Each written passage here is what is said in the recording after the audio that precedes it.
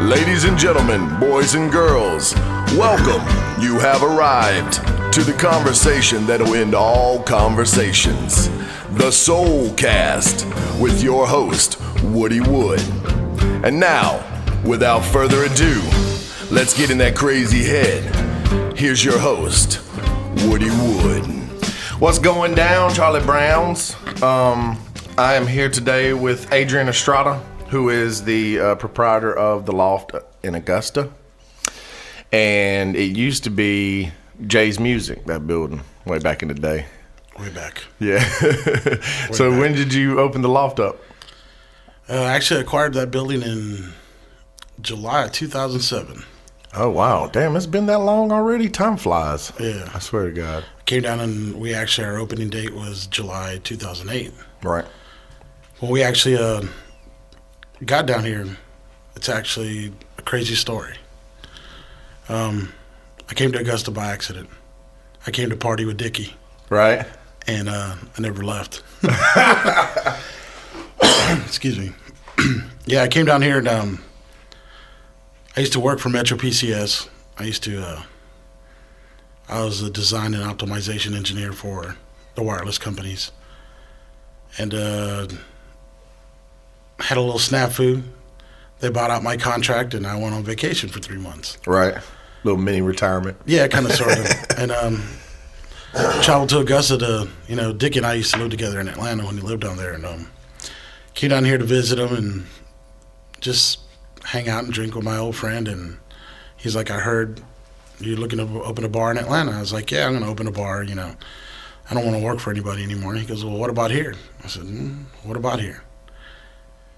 And we went looking down to Broad Street and we found Jay's Music and talked to the lady. And it was a Saturday that I was down here. I signed the lease on Sunday. Oh, shit. So It was like, okay, we're doing this. Yeah, and I said, we'll do it. And he's like, are you serious? I said, well, we just signed the lease. Signed it for a 2-year lease. So, and I went back home, packed, moved down here. It's been an interesting ride. Right on. To say the least. That's crazy. And now you're here. You had to do a lot of renovations to the building, or not much? The whole floor's been redone. A lot of the ceiling's been done. The roof's been done. Fortunately, Vera actually worked with us very well. Just to get the building to code was just a disaster in itself. Yeah, a lot of these old buildings down here have, a lot of upgrades they need, especially with wiring and stuff like that. Was that kind of some of the issue? Well, wiring, plumbing, we still got it all. I mean, it's still all there, which is ironic to our logo. Everybody's, they wonder why I got the flames on the bar and, why the Loft logo has the flames. Well, when we got down here, we were looking for a place. Every place that we looked at, the Lofts, apartments have been on fire once or twice. Right. Buildings were always on fire. Well, it just happens to be at Jay's Music, when we were trying to get it to code, we found out that the whole second floor was on fire. That's why it's condemned, the top part of the floor. It looks 2-story, but it's a single-story. It's a single floor because the top of it's all burned down. I was wondering about that. So they dropped that falsetto ceiling. They put everything on there and they covered it up. And there's still bricks. There's still a chimney up there. Right. There's an elevator chute. There's all kinds of stuff that, it's still up there. But they secured it and they locked it all off and they said that we could never do anything with it. So ironically, that's what became our logo. It was a joke. We said, well, they're Loft. Because what I originally wanted to do was have a bar on the second story. Oh, yeah? Yeah, I wanted to have it on the second story so that we could actually, to overlook. I wanted to have, a back patio that people could overlook. But unfortunately, here in Augusta, unless it's an apartment, you really don't have that. Yeah. So everything was on fire. So that became the Loft logo. It became our little joke for ourselves. It was more for me, Dickie, and when I came down here, I came down with a buddy of mine, Sean, which unfortunately is no longer with us. He was murdered. But, but that's another story in itself. But we came down there, we designed the logo, and that's how it's been since. So how did you and Dickie know each other? Dickie and I met through an ex-girlfriend of mine in Atlanta, probably about 12 years ago. And Dickie gets mad at me because I blame him for everything. When I met Dickie, I had a career, a memory. I didn't drink, and I had an awesome job. Now I'm a bar owner, and I party all the time, and I just blame him for it. Yeah. It's best that way. You're the reason that I took that right turn in Albuquerque. Yeah, pretty much. Yeah. That's crazy. I like to consider him like Route 66. You just never know what you're going to end up. Right. Never know what you're going to find. You just blow down the road like a tumbleweed. Just keep on going. So, so Dickie's like, he helps run the place, right? Yeah. And like, what's the craziest incident that you've had in the bar? Because I know that sometimes this gets crazy down there. It's like, because you kind of draw a younger crowd, it seems like. To me, anyway. Yeah, I mean, we've had some that, man, I don't know, man. That's a tough question there because, finally we're building a reputation with the law for it's not, everybody, because I ride with a motorcycle club and all of the bikes that were out there when I first opened it, I had customized choppers inside of it. Yeah, I remember that. That was cool, too. Everybody automatically thought it was a biker bar. Right. But it's not what I was going for. I was born and raised in Texas. I worked on Austin 6th Street, lived in San Antonio, lived in Dallas. Basically, I took everywhere I worked and every bar that I worked, and I put a little bit of something in it just to make my own bar. Right. If you go to Texas, my bar, a lot of people who come from Texas, they're like, this reminds me back at home. Well, because a lot of it. But I used local people to help me get to where I needed to be. Right. Like my bar, all my furniture, a lot of it, Daniel Foreman.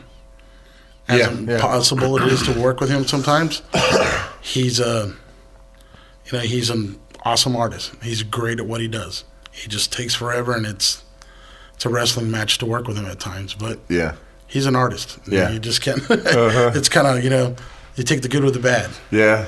Well, I definitely know how that is because I think artists in general are scatterbrain type folks. At least I am, and most of the artists that I know, they're like, yeah, organization isn't my key point. Yeah. But so I know that you do a lot of DJs down there. And are you doing live music still, or we still do live music every Friday? Oh yeah, yeah. Like the DJ stuff, we're down to like DJ Richie Rich, and what I try to develop was I was looking for a local DJ to play every night, just kind of make it his own. Right. DJ Richie Rich has been the most consistent. He's great at what he does. Well, he's been doing it a while. Oh yeah, and honestly, he's unfortunately because of Augusta and the way we kind of I love Augusta because of the artists, but at the same time, there's a lot of closed-mindedness here. Mm-hmm. We're still living in old school ways of certain things. And DJ Richie Rich, he should be so farther along. He's a great DJ, and and a lot of it is that there's I guess it's hard to. I mean, you should know as an artist, it's real hard to expand and move on from here. I mean, if you're lucky, you hit it big and then you go on.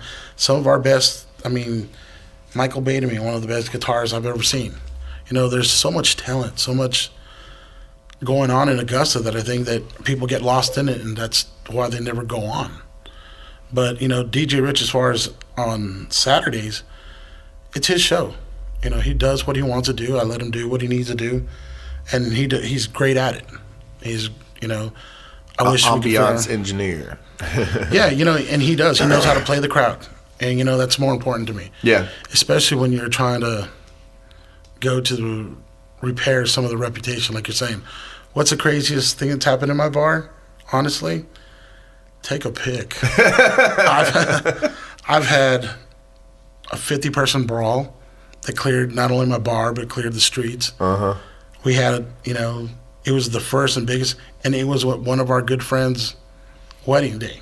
It was like his dance. They all came over, and the wedding party, everybody was in it. The groom handled himself. He took care of business, and it's like, one of the craziest things that's happened in the bar. That was that biggest fight. But then again, we had a stabbing, unfortunately. Underage kid who just was on drugs, unfortunately, and took a stabbing to, two of my employees and a patron. And we had that sexual assault in the bathroom by some Mississippi cop, that were down here in reserves, and it never proved to be anything else, but it hurt a man's career. We've had some very bad situations. Unfortunately, it makes the news. Yeah. And it clouds, and everybody looks at it as downtown being this. But, there's so many things that go on everywhere else that, people, unfortunately, remember the bad more than they do good. That's all they want to focus on anyway. Like, my mom lives up in Lincolnton, and she's always calling me and worried and stuff. I heard there was this happening and this happened. And I'm like, Mom, it's not. Yeah, don't listen to the news, man, because that's something that I try to talk about, because my experience with downtown has always been a pleasant experience. I mean, you're going to have incidences, especially whenever you have people that come out that aren't usually, because a lot of times we have First Friday, you'll have amateurs come out that don't always go out and drink, so they kind of get a little rowdy, and maybe they don't know the proper etiquette or whatever. But for the most part, I've had a positive experience, and the news loves to just harp on all the negative crap that's going on, and then if we have something positive that's going on downtown, they'll mention it for like a minute and then that's it. Sure. So how have you liked Augusta so far? Because I know Coco talks about how it's cheaper living here, and he enjoys having a business here so that he can travel from this base point because it's so cheap to live here. Aside from being able to, like you said, the cheaper living, the lower cost of living out here, I love it. I mean, really, I hear it all the time, how I hate Disgusta, how I hate Augusta. I need to get out. I'm going to this, I'm going to that. The black hole. The bottom line is, and I hope I can say this freely, but if you're going to bitch about it, do something about it. Yeah, absolutely. And like I tell people, be the change you want to see in the town. That's right. If you're not going to contribute to the change, let's shut the hell up. Yep. I mean, because really, it's easy to make that comment and say, I'm going to leave and all of that. And I hear it all the time, especially the younger generation. You barely got out of high school. Yeah. What the hell do you know? Yeah, exactly. You say you grew up in Augusta. I've been fortunate. I was born and raised in El Paso, Texas. I'm 1,900 and change away from home, and I'll never go back home. Right. I've lived in 7 different cities. I've traveled around the world with the military. Man, I'm here for a reason. There's no traffic. Every town has its assholes. Yeah. And that's what I try to tell people. You just got to be able to make the best out of life. Like, we were discussing it earlier. If you plan to live your life and you're gonna judge the quality of life behind a wallet, then you got a lot of growing to do. Because some of the poorest people that I know, people that make it day to day, are some of the happiest people I've ever seen in my life. I used to make a lot of money. I used to make 6 figures, hands down. It was easy. At one point in time in my life, I was a millionaire. I don't care to ever be. I don't need it. I don't want it. My life, the way I live it now, and the group of friends that I got with me, I wouldn't trade for the world. So that's just the way I think. That's the way that I'm on the same exact page with you. And, it's like I've traveled a lot, and my experience with other music scenes in particular, because that's what I do. I can try to inject myself into the scenes. We have a beautiful scene. We have beautiful artists. Nobody really talks shit about each other. We have a few people that might say, but they're usually the younger cats that hadn't really paid their dues or whatever. And for me, I've always loved Augusta because of that fucking river right there. That river is incredible and it's powerful. And we have a ford that runs from the old lock and dam to almost to the Riverwalk, to where it's a rocky ford, to where you can almost walk across to the South Carolina side if the water's low enough. And so I've always been drawn to the river, and I've been a lot of places, and Washington State was awesome. I just came from there recently, and looking around at the mountains, and it's awesome. But I've always had there's a sense of energy in this area right here. It feels like old Athens, like Athens, Georgia, way back before REM blew up. Right. But and I also like that there's a lot of independent businesses down here. You got Matt and Barry and Coco and you and you got the Frog Hollow and Craft and Vine and Farmhouse and Pete's Joint. I noticed that they got the Metro PCS or PCS. It's because you said that earlier. No, but they got a little Metro store opening up down there beside Silla Cafe, right beside the Commons, and they redid the whole building. And so down like a good ways down the side of that building, where usually there would be vendors set up, for the events or whatever in the Commons. Now they're not going to be able to really set up right there because of the windows and everything in that business. But they're owned by the Sprint stores, so that's a franchise, and then Mello's a franchise.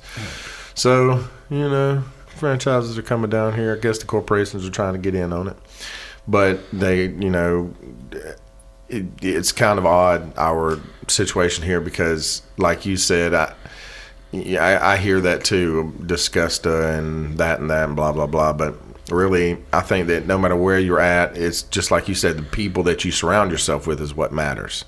Definitely. Because you can be in the most fucked up place in the world, and if you have good people around you, then you're okay.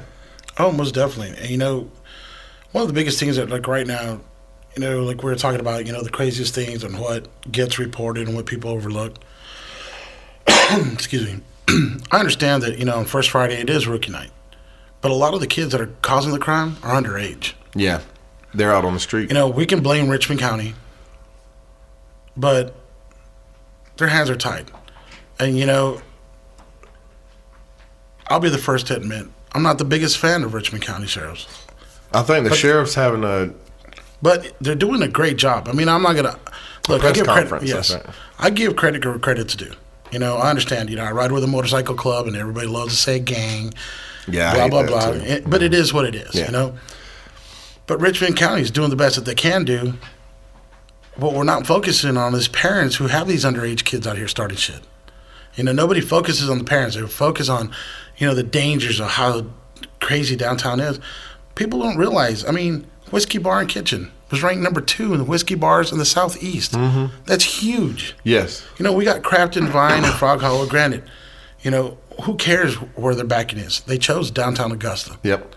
And Frog Hollow was on a list of like an international list of places that you'd never heard of that you need to try. Oh, definitely. It's crazy. And what people don't realize, Coco right now, what he's doing for the music scene right now, the bands that he's bringing down, it's awesome.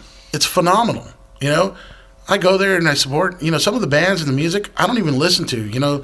Dickie or somebody will be like, hey, let's go to this concert. It's real good. Well, what kind of music is it? Right. And, they'll say, well, it's kind of like this or that. And I'm like, I'll go. I don't care. Right. They're like, well, it's $10, $15. Well, how do you think they get paid? Yeah. Well, that aggravates the crap out of me, because me being a musician and me going and patronizing the bars downtown often, if I'm walking in and there's a band and there's a cover, I don't expect to get in free, but a lot of people do when they play music. And I'm like, are you serious? I don't care, dude. It's like you're supposed to support the artist because you are an artist. How would you feel if you were on stage and I came in and was like, I don't have to pay. I'm Woody, I'll come in. So I was at Sky City last night watching the Brothers Comatose, which was an excellent show. Shout out to the Brothers Comatose. And you're right, though. He brings in a lot of diversity as far as the music goes. Oh, extremely. And I really enjoy that, because I hate a music venue that only caters to one genre of music. Right. And then, like, speaking, I have Michael Bateman and Philip Lee on the 4th episode a couple of weeks ago, and we talked a little bit about the Blue Mondays. Remember when you were doing Blue Mondays? Yes. Man, those were some awesome nights. It's just like you have those moments in time where everything just comes together, and you have a beautiful, time with, like, whenever Coco was doing the Wednesday night prayer meetings at the Soul Bar way back, and it was jazz every Wednesday night, and no matter no matter what I had going on, I knew that Wednesday night was going to be awesome because I'd go down there and listen to jazz, you know, and I'm a real big jazz fan. And the Loft with Happy Bones has played there a few times, and then we actually premiered the Tommy O.D. and the Survivors thing there, which was a lot of fun because that was the first time that I'd ever like opened for myself. You know, because that'd be pretty cool. Because I was like, all right, Tommy O.D. and the Survivors, Happy Bones. It's pretty much the same people, but it's totally different music. I was like, we'll open for ourselves. But I always enjoyed playing there. I like the way that you got the stage set up right there in the middle, so that you can pretty much see it anywhere in the bar. You know, and that's pretty fucking awesome. Did you set it up like that on purpose? Actually, yeah. There was a bar in 6th Street. It was called the Blue Mule, which is no longer there. But which is funny because a major corporation bought that building out, so they had to leave. They had the stage in the middle, and they didn't have it extremely raised. I saw 2 shows there, and one was a punk rock, and one was a straight up blues. It was such an intimate show because everybody was in everybody's face. The musicians loved it. It was kind of similarly styled, but it was just in your face all the time. Everybody had a great time, and no matter where you were in that bar, you felt like you were part of it. Right. And that's why I built it that way. And even there's a certain separation. Even when the band's playing, the people can play pool. Yeah. Because usually pool halls are quiet, you know, blah blah, or they have that, you know, they have their overhead music, and you know, it is what it is. Well, I wanted to be a bar. I just happen to be able to get more pool tables in than most.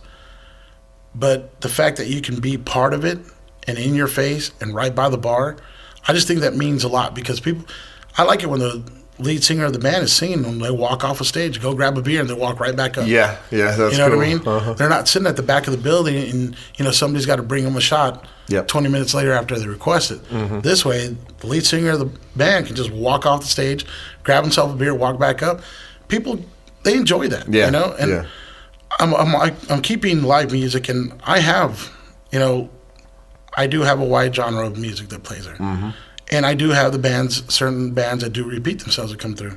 You know, I got R&B like Tony Williams and Augusta's Most Wanted and Stereotype. And then I have the punk rock, like, you know, the Bastard Sons. Yeah, I love the Bastard Sons. Yeah, they're a phenomenal band. And, you know, unfortunately, I don't know how much longer I'm going to be able to keep them because they're about to hit big. Oh, yeah. They're road dogs, and they deserve that shit. Well, they just filmed a video in California with an Emmy Award-winning freaking director out there, and they did 3 days of filming for one video.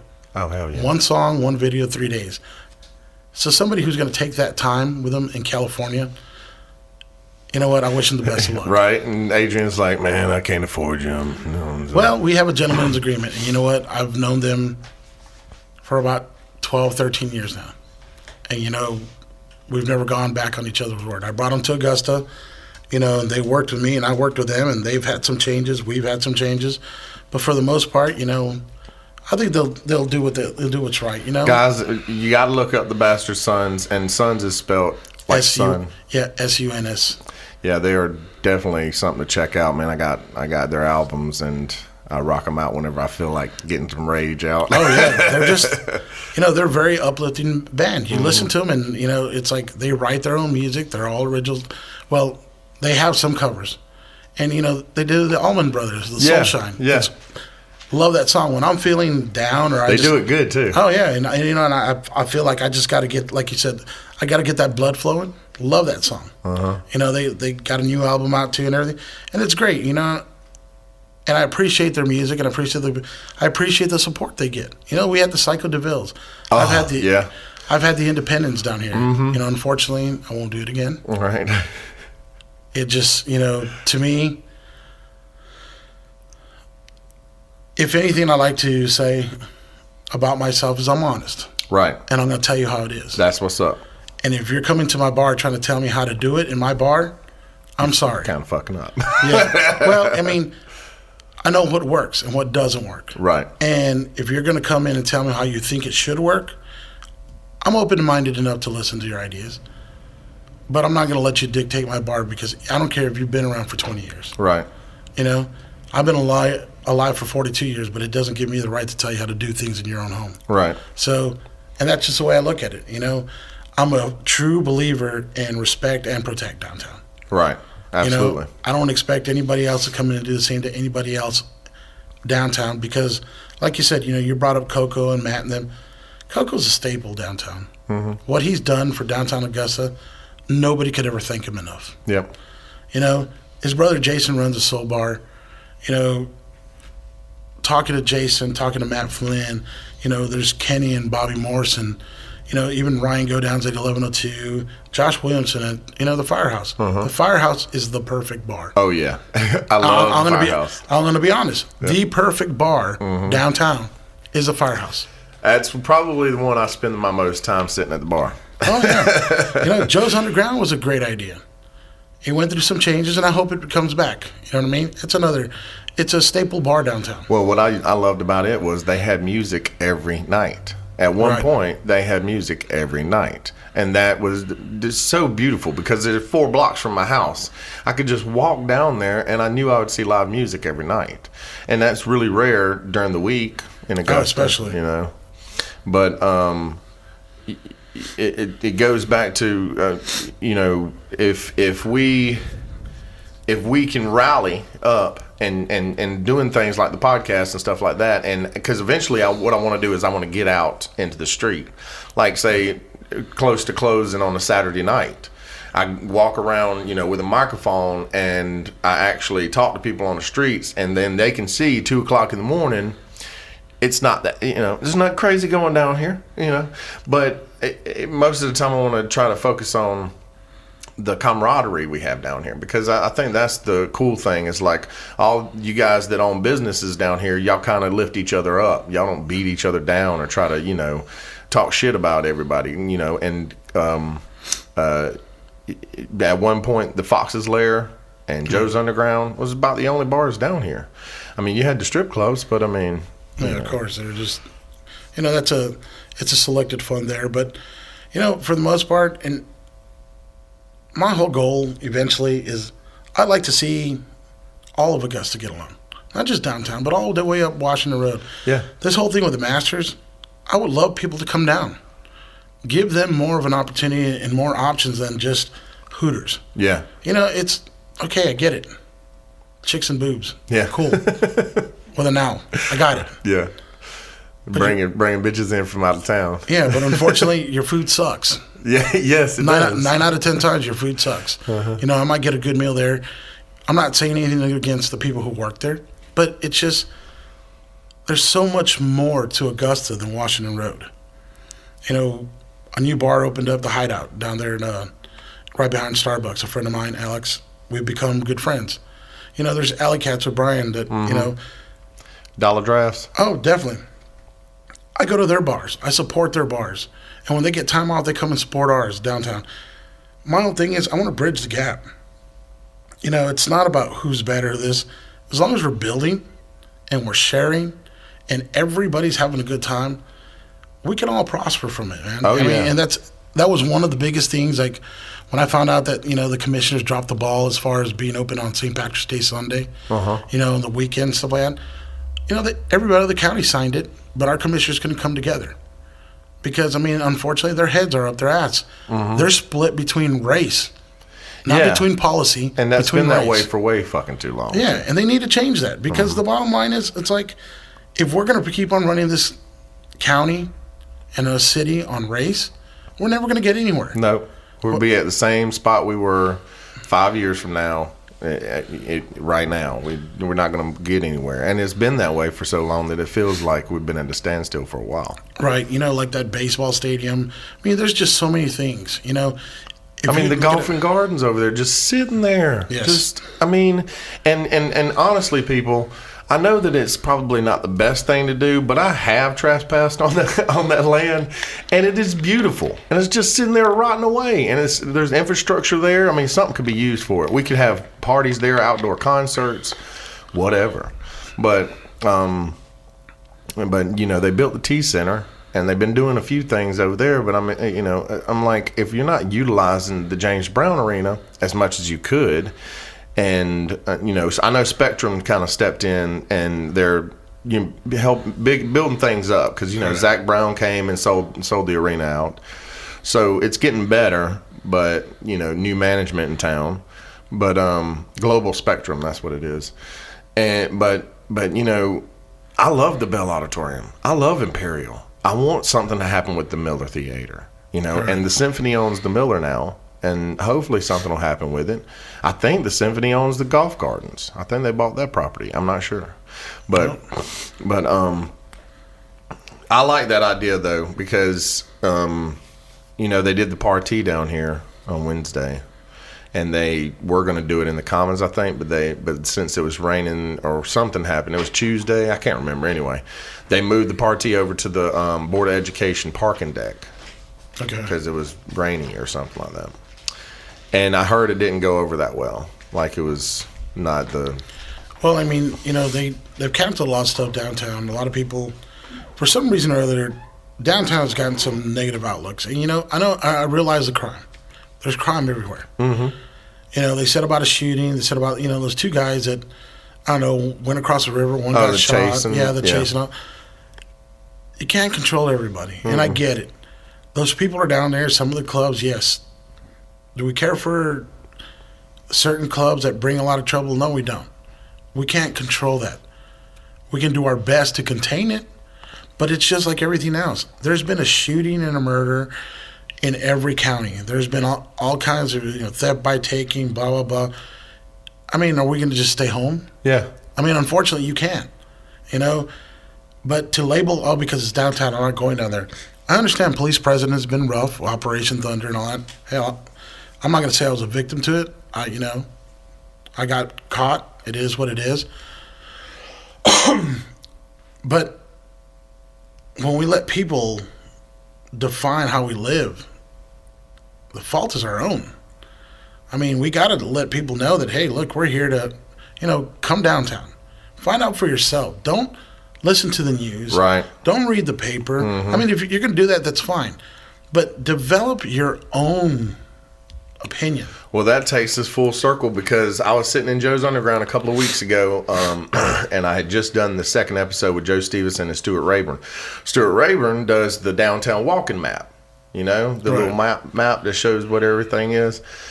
Well, I was sitting in Joe's Underground, and this guy, I'm sitting there talking to Vic, and we're, back and forth. I'm talking about the podcast. I'm excited.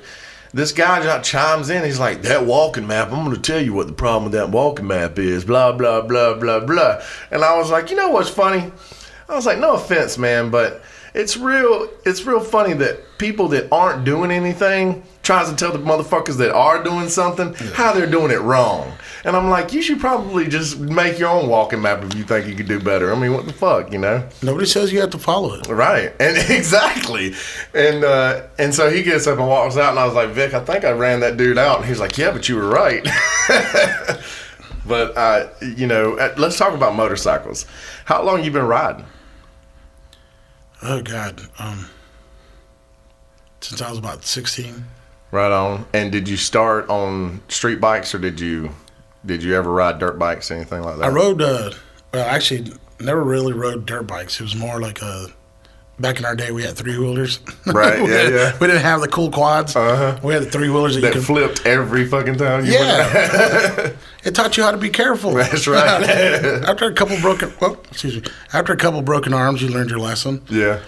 But I learned on three-wheelers, and then actually my first bike was a Honda. I wish I still had that bike because I'd make it a cafe racer. Oh, yeah. Yeah, it was actually my grandfather's bike, and they said it didn't work. And the cafes are real popular right now, too. Yeah, and then this bike was a 600, and it was the most hideous thing you've ever seen in your life. I used to shoot oil out of the side and everything else, but it got me to school. Mm-hmm. And it was kind of cool. I actually owned a moped at one time. People don't even know what a moped is. The pedal one? You got to pedal it to get the engine started. Yeah. Yep. The old Flintstone style. Yeah, I owned a moped at one time. And then, wow.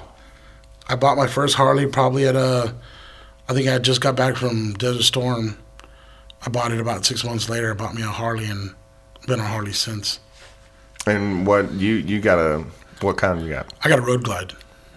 And how long have you done a butt buster? Like how long of a stretch have you ran in one ride? Well, I've actually driven from here to El Paso like 3 or 4 times on my bike. Oh, right on. I've been from here to Virginia, from here to Chicago. I think one of the hardest ones was when we went to. I rode from here to Chicago and back in 2 days. Ooh.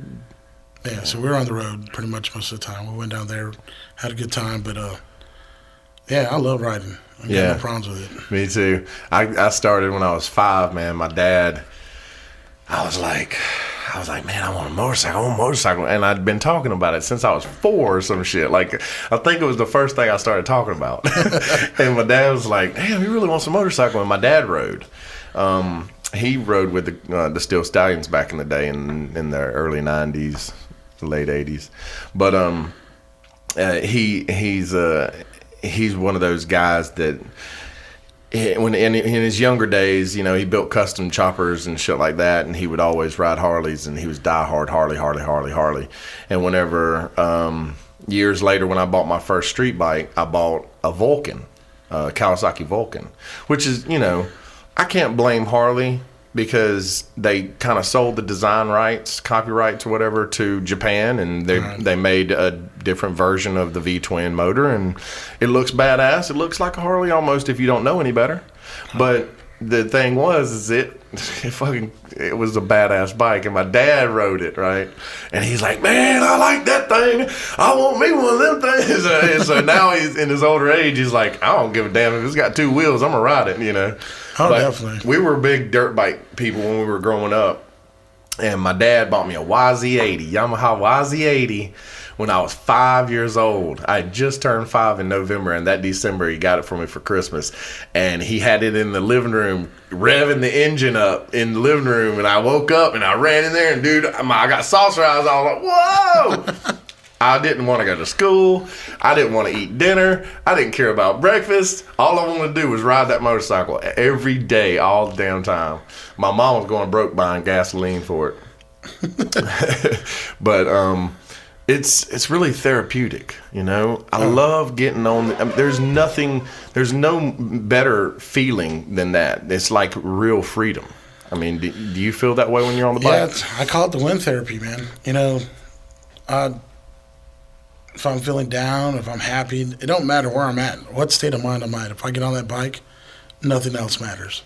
I'm in the market for another bike right now. So listen, people, if you got a real good deal on a bike, call me, okay?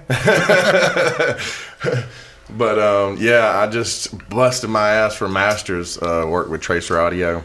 I shout out to Tracer, and got me a little chunk of change. So I'm gonna try to get back on 2 wheels. Because, you know, I had my fire, not this past February, but the February before, and lost everything. And so I decided I was going to close out my bank account and go across country. And so I sold the bike, and I bought a camper van. But whenever I got back to, and I was planning on staying in Washington, but my mom had a stroke, so I came back. And so it's hard, especially right now with the weather being the way it is, and you see everybody out on their bikes, you know, and I'm like, oh man. But whenever I was riding, I only had a bike, didn't have a car, and if it was 12 degrees outside, I was on that bike.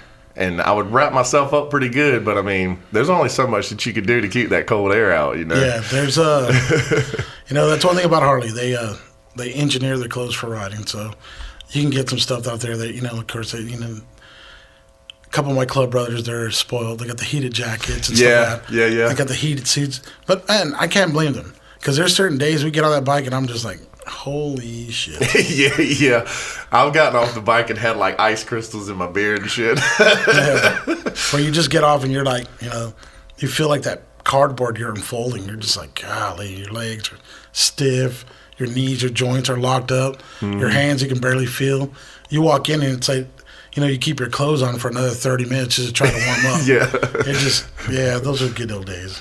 Yeah, and not to mention it takes you 30 minutes to get ready to get on the motorcycle. You know, by the time you got all this shit. Well, it's, you know, it's a double-edged sword. because while you're putting all your crap on, you're sweating a storm. Yeah. So you're hot as hell. You start sweating, and then you get on the bike, and all that sweat turns into cold. And you're just like, God, why can't I just put it on, get on, and just not sweat? And it's a double-edged sword. I mean, that's some of the things that, the growing pains, or like when it rains. I can't even begin to tell you how many times. I mean, last year I think I rode more in the rain than I did in a sunny day. Well, it rained like every freaking day for 2 months almost last year. It was crazy. Yeah, and people would tell me, like, why do you ride your bike? Well, I bought it. Yeah. That's what you're supposed to do. Sit in the that's what you're supposed to do. Let that be a lesson to you fair weather riders. We're real motherfuckers, okay? And I just couldn't do it. Well, I can't wait to get back on the road. And I also love riding in a group. You know what's crazy to me? How about they outlawed riding tandem in Georgia, right? Right. But the cops still do it. We still do it. I still do it, but I mean, if that's the reason why I still do it, because I see the cops doing it, and I'm like, we do it all the time. In the motorcycle world, I guess we call it riding outlaw. The cops like to call it riding tandem. Yeah, they ride tandem. We ride outlaw. Right. I mean, we still ride that way. I mean, our whole group rides that way. We love riding. A lot of people see us out there. A lot of people don't care too much for us sometimes, but it is what it is. Yeah. You know what I mean? We're all in groups. We all have a good time. We all celebrate and party differently, unfortunately. Yeah. Well, I grew up. I mean, some of my youngest memories were at biker parties.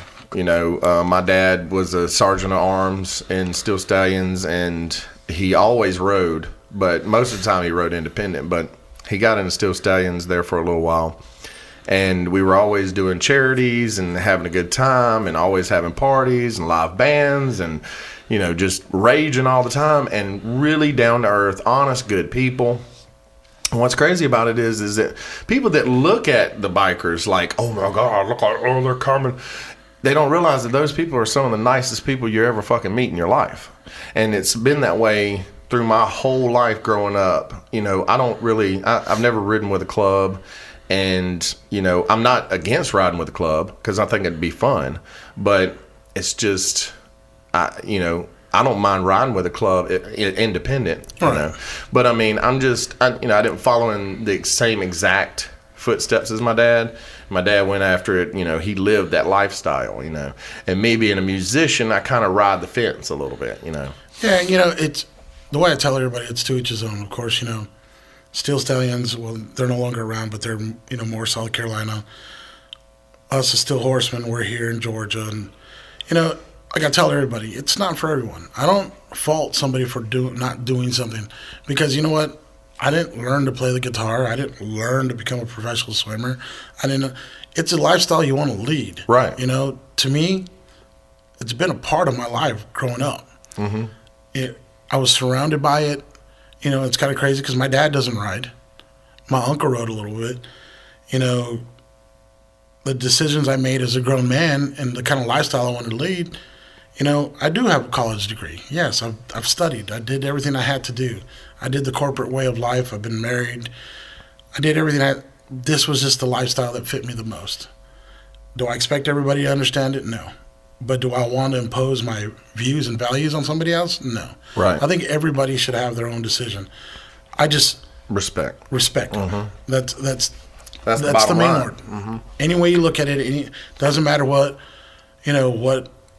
club colors you wear or whatever it is, and people want to call it a gang and this and that separates us. I mean, cops do this exact same thing that we do, but we're looked at differently because of who we are.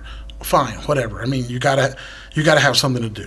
That's the way if you want to talk about gangs, I think the police force is probably the biggest gang in America. Oh, they are. They are. But you know what? It's like every industry, every race, every group has their assholes. Oh yeah. Mm-hmm. You can't get past that. Nope. It's what makes the world go around. People say, love and peace make the world go around. No, bullshit. It's assholes. Well, we need them, too, because we learn from them. If you didn't have an asshole, you wouldn't know what peace and love is. Right. I mean, that's the bottom line. You can't love somebody without knowing how to dislike somebody. Mm-hmm. It's a fact. As far as like the riding and stuff, I have a good time. And like I tell people, everybody's like, wow, the Loft is a biker bar. It's run by a biker gang. And no, it's not. My business is my business. That's how I make my bread and butter. That's why Dickie runs my business. I got a business partner. They overlook everything that goes on. I got no secrets. It is what it is. Like I got told one time by a Richmond County officer, one day we're going to talk. Let's talk now. Right. Well, I'm not working. Well, that's the difference between you and me. I'm dressed like this. I live this. Right. I don't work it. So when you want to talk, make sure you have a reason to talk to me now. Yeah. Because you're either my friend or you're my foe. Right. It's simple. And if you're neither, then I just crossed you in the street. And I'm not going to dislike you or like you, but don't be a hypocrite to what you stand for. Absolutely. And I'm a firm believer in that. Just be who you are. Right. And if you're a cop and you're always going to be a cop and you're good at it, hey, more power to you. I got great friends who are cops. They don't understand why I'm in a motorcycle club. I don't understand how they became a cop.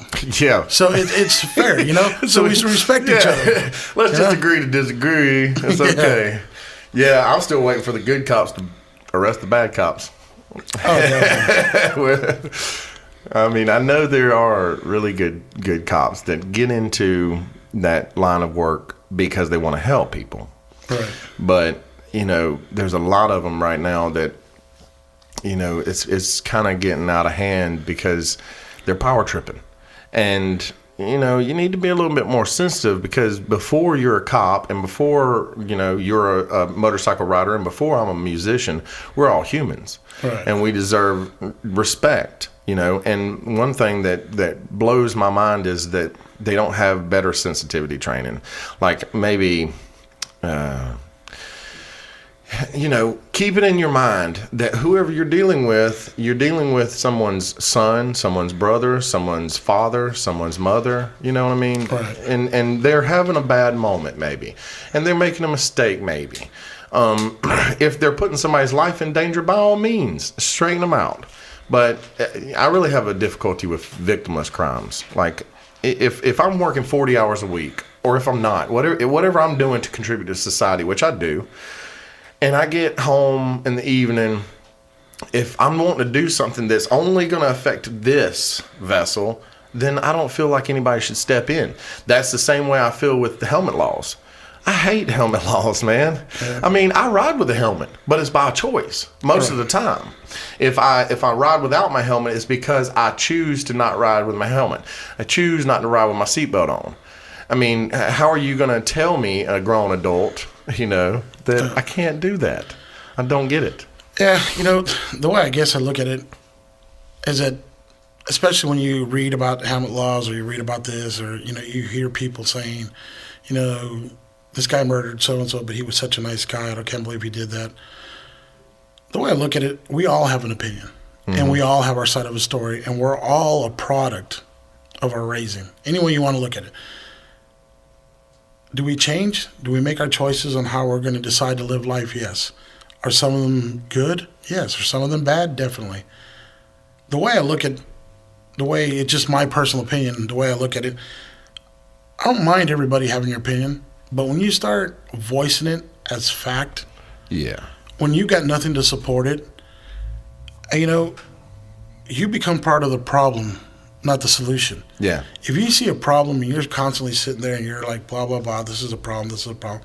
I'm guilty of it too at times, Sometimes I feel like, something's not fair and I'll bitch about it and I'll rant and rave. But ultimately, we all got to realize, do we want to be the change we want to see? Yeah, we have to talk about solutions instead of the problem. And, one of my biggest things right now is that I'm trying to figure out a way to, I don't want to say attack or approach the commissioners, because ultimately, when we look at it, whether it's in the motorcycle world or it's in the downtown world, what I'd love to see is a group get together in downtown. And I know they have their own there's been a different associations and stuff like that. But, you know, I'm not just talking about rebuilding downtown because it make it pretty, you know, when they had the caddies and all that. When somebody, you know, from what I understand, and I don't have fact, somebody personally benefited from it. Somebody's always going to personally benefit from something. I'd like to see a group get together that doesn't benefit, that one person benefits from it, to bring everybody together. Because, you know, ultimately, if you're willing to give away your liquor and bring a certain clientele down, if you have 10 fights in your bar, don't point the finger at somebody else. It's what you're doing. Mm-hmm. You know, if you got it controlled, you know, I'm not against. I hire a Richmond County officer on the weekends to work my door because it resolved a lot of issues. You know, I want to see downtown prosper. I want to see people to start coming down here again because we do have a lot to offer. Oh, yeah. You can come down here at 6 o'clock, 7 o'clock in the evening, have your dinner, walk downtown, drink, have a good time, get in your car, and drive home. You know, I like to see Richmond County cops be more friendlier to the people who are paying. Yes. They got to be able to differentiate, you know, who's a friend and who's a foe. Mm-hmm. If somebody's up to no good and they're being completely shady and sneaky, get it. Do what you got to do. Be on cops. If that's what's going to take, do it. I don't care.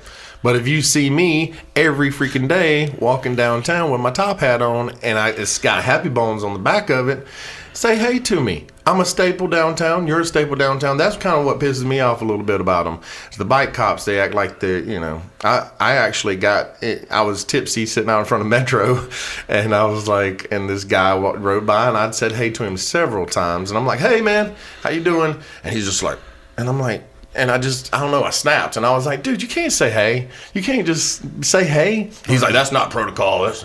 That's not protocol. I'm like, protocol? I'm a human being, man. You see me all the time. You are supposed to be here protecting me. Yeah. So say hey to me. Because, I mean, what happened to fucking Mayberry?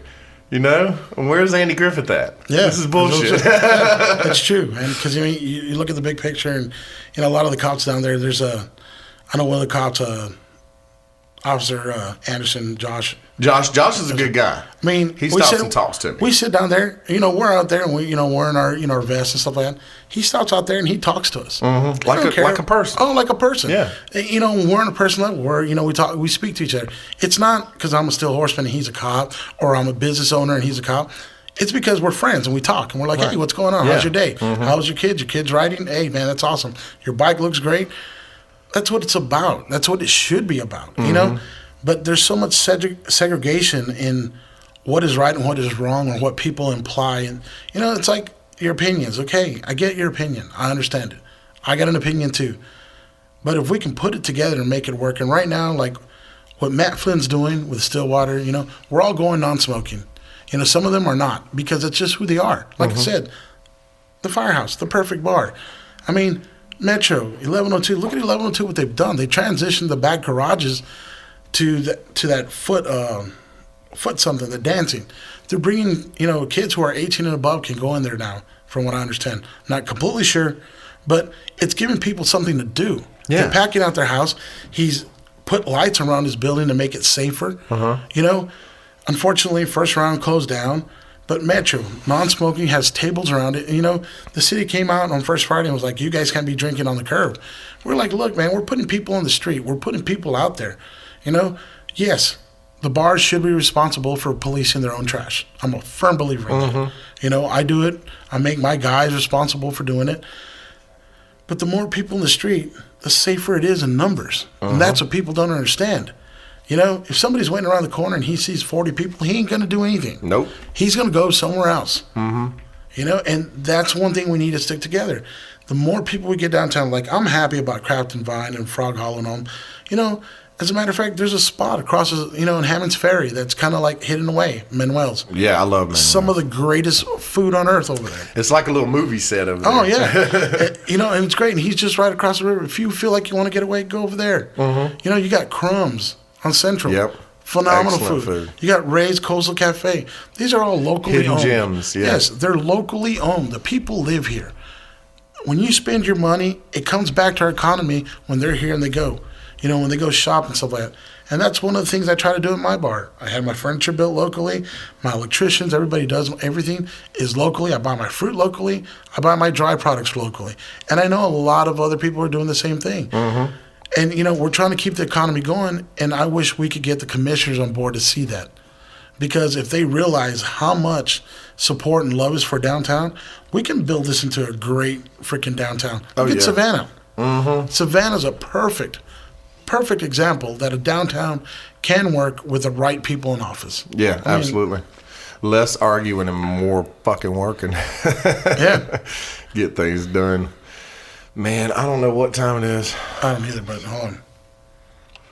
What time do we start? How much time were we? 4 minutes. We got 4 minutes before an hour? All right. Man, I got to have you back. Sometimes I have a guest on here and an hour's not enough. You know what I'm saying? But let people know where you can they can get in contact with you. And the Loft is at 927 Broad Street. 927 Broad Street is excellent venue. I love going in the Loft. They have very pretty bartenders. Everybody loves our bartenders. Yes, absolutely. Great. Without them, I'm nothing. You know, it's the bottom line. Well, they're so sweet. Yeah. You know, and honestly, I could say this until I'm blue in the face. You can't run a bar and be prosperous if you don't have fucking good bartenders. Oh yeah. You know, I'm very, very fortunate. Dickie is not only my best friend in the world. He's closer to me than my own blood, my own brother. Right. I got one brother. Dickie's closer to me than anybody else in this world. He runs my bar like he owns it. Right. You know, I couldn't ask for a better person. 2, I got some of the best bartenders, because there's a lot of good bartenders out here. Mm-hmm. There really is. They do well, you know what I mean? I mean, I can't, like I said, without them, I'm nothing. You know, my bar's nothing. But the greatest thing about the Loft, it was built when I came down here, I knew no one but Dickie. Right. I made friends with Bobby and Kenny Morrison, Ryan Godowns. We become a network of friends where you'll always see us in a group, but we're in one of our bars. Right. And it's always locally owned. You know, occasionally, yes. Do we go to Hooters? Yes, once a year. Yeah, we try to get a little chicken strips. Yeah, do you see us at Bonefish drinking? No. Do you see us at Chili's drinking our Applebee's? No. No. TGI Fridays? No. Where do you see us? Local. Right. You know, that's all I can ask. Support local. Yes. If it's not at the Loft, there's Metro, Joe's Underground, Stillwater. I mean, Soul Bar, Firehouse. We have an adult playground right here. Yeah. You gotta just come downtown, man. We're here. And what you got coming up at the Loft anyway? You got some bands coming through? Yeah, we got Pretty Petty coming up, and then we got one night that we got open, kind of karaoke night open. We do karaoke. Huh? Oh, yeah. You do. I forgot to mention that. The karaoke's fun. Yeah. You know, I built karaoke. You know, I told Dickie when I first opened the bar, we're gonna make our living off of karaoke. Right. He hated me for it. He did. I understand why. But you know what? It's a form of entertainment that anybody can be a star. You want to get up there? Oh, yeah, especially when you're drunk. Mm-hmm. Some people put on some shows. I'm telling you right now, people have paid great money for that kind of entertainment. You get it for free. Uh-huh. You know, you go up there and have 2 or 3 drinks, watch somebody get drunk, and watch them go up there. Anybody can be a star. Uh-huh. I mean, it's fun. Is it something that you can handle every night? That's where I thank my bartenders, because they have to put up with it. But, you know, for the most part, it's awesome. Hell yeah. All right, so Pretty Petty is going to be there. This should be out before tomorrow. So if y'all see this, go down to the Loft and check them out. Pretty Petty's fun band. Shout out to the downtown, respect downtown. Everybody come down here. You can get in touch with the SoulCast at mail.com and send me suggestions for guests and people you want to see. We got a bunch of crazy stuff coming up. We're going to start having some musical guests in here and stuff like that, so I'm pretty excited. Man, Adrian, thank you so much for coming down. I appreciate it. Hey, it's been a pleasure. Thank you so much. Thank you. Warning, you will never be the same because you were just listening to the SoulCast with Woody Wood. We'll see you next week.